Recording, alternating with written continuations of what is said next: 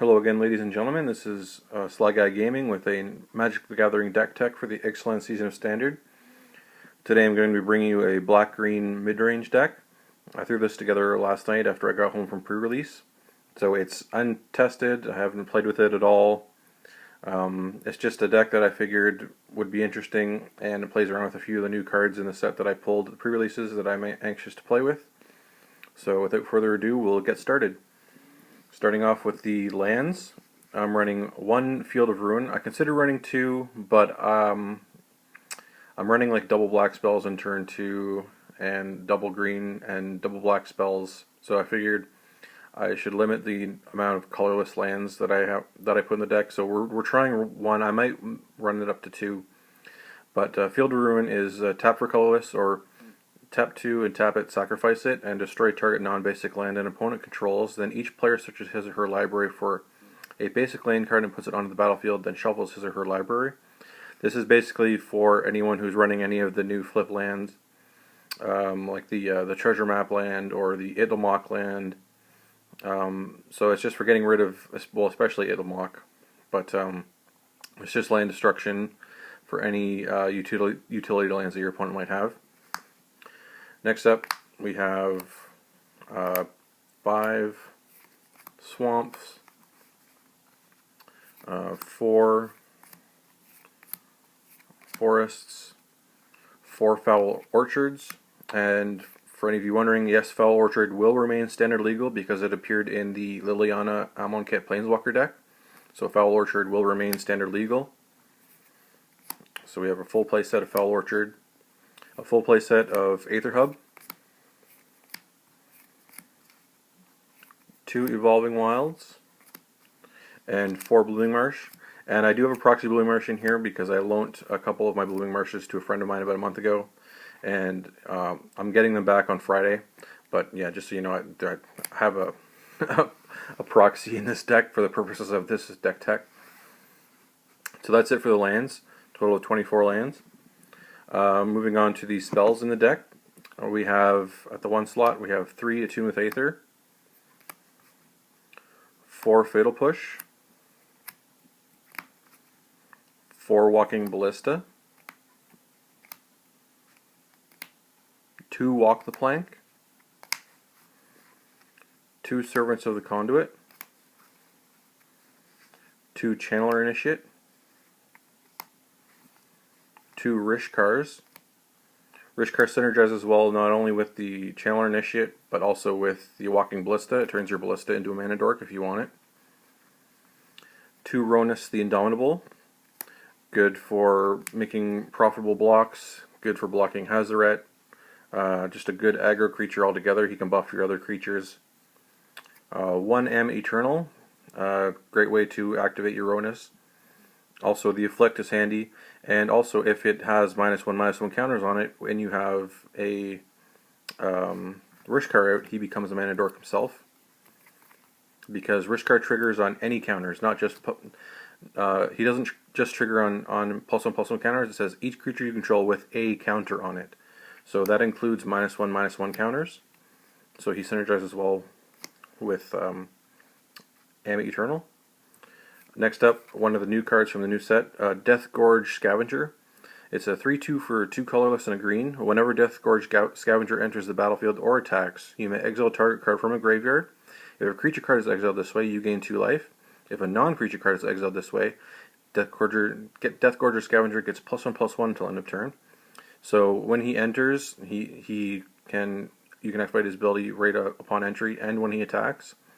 So he can get buffed. If he gets buffed, he can turn on your Rhonas. And he's good for incremental life gain. There's not a whole lot of life gain in this deck, and I'm kind of hedging a little bit towards mono red being prevalent. A lot of people are suspecting that it's still going to be prevalent in the meta. So he's good for incremental life gain, and he's good to get to buff and turn on your Rhonas. And let's not forget, there's a lot of strategies right now where that depend on certain cards being in their graveyard, so it's nice to be able to strategically target specific cards. It's like if anyone's running the God Pharaoh's Gift or any Eternalized cards, Embalm cards, it's just nice to be able to have a main board answer for removing cards from their graveyard strategically. So he's a 2 of. Next up for the 4 slot, we have 3 Bristling Hydra, because it's a good creature. It's hard for people to remove. There's not a lot of very good sacrifice effects in Standard right now. I think there's the Black Trial is one of the only ones that come to mind. So it's a 3 of. And you also, that's the Servant of the Conduit and the Attune with Aether help feed your energy stockpile too for your Hydras. Next up we have 2 Vraska's Contempt. It's 2 green or 2 colors, 2 black for an instant. Exile target creature or planeswalker, and you gain 2 life. It's just solid removal, instant speed removal for planeswalkers, and the incremental life gain can be handy too. So that is a 2 of. Next up in the 5 slot we have 1 Verdurous Gearhulk. Just good synergy with Rishkar. Just a big mean fatty. You can buff all your other creatures, and you know, he's just a solid 5-drop. Everybody knows. Next up, 1 Nissa Vital Force. Good against control. Good for recursion. You can -3 to get something back from your graveyard, and it's just again a solid card. Next up, 2 Death Majesty. Liliana's Death Majesty. Again, good for reanimating creatures from your graveyard. She protects herself well by putting out a zombie. And of course, her -7 usually wipes the board if you're behind. She's a 2 of. Next up, we have 1 Noxious Gearhulk. A good reanimation target for Liliana. Solid removal, gains you some life. And then at the very top of the curve, we have 2 of the Vraska Relic Seeker. She's from Ixalan. 4 colorless, 1 black, 1 green. Enters with 6 loyalty. Legendary Planeswalker Vraska. She has a +2 of create a 2/2 black pirate creature token with menace. A -3 that says destroy target artifact, creature, or enchantment, and then create a colorless treasure token. And then her -10 is target player's life total becomes 1. So if you keep her out, if you plus her twice, you can then -10 put your opponent to 1 life. And then usually swing in with your menace pirates to finish them off. But the thing I like about her the most is the fact that you can put her out and you can -3 her twice without ever having to plus her. So you can get rid of 2 threats on your opponent's board right away. So she seems like a powerful planeswalker. I like the fact that she protects herself. That's really the main thing that made me think of wanting to brew with her. Is the fact that, yeah, she's 6 mana, but she has a powerful minus ability, and she can plus to protect herself, and she can ultimate on the 3rd turn that she's out. So those are 3 things that I really like about. I look for when I look at planeswalkers. How long until they ultimate, and can they protect themselves? And she does both of those things. And the removal is just a sweet bonus, really. So she's a 2 of at the top of the curve. Moving on to the sideboard. Again, the sideboard is highly suggestive. It depends a lot on what your current meta at your local game stores is. So, again, this is just suggestions.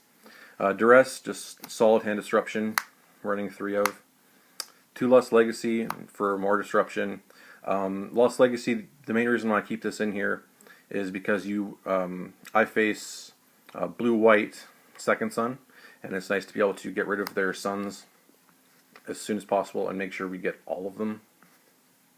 Next up, 2 Crook of Condemnation for just graveyard hate. 3 Yahenni's Expertise for go-wide strategies. 2 Appetite for the Unnatural. A little bit of extra life gain, and it gets rid of any artifact and enchantment-driven strategies like God Pharaoh's Gift, what have you. And then finally, 3 Gifted Aetherborn just for facing the aggro decks, like things like mono red. I mean, often they'll just prevent this from blocking, but you can still hopefully get some life out of it with the lifelink. So that's it for the sideboard. So that is my black-green mid-range deck. I'm going to be taking it, taking it to F&M this Friday, and hopefully it'll do well. I'll post an update in the description to let you guys know how I did with it, and any changes that I may have made, because I'm going to be playtesting it a little bit beforehand. Anyway, thank you very much for watching. Feel free to comment down below any suggestions you would have for the deck or any things that you liked about the deck. And please like the video if you liked what you saw, and if you like to see more deck techs like this, you're welcome to subscribe to my channel. Thank you very much for watching, and I'll speak with you again real soon.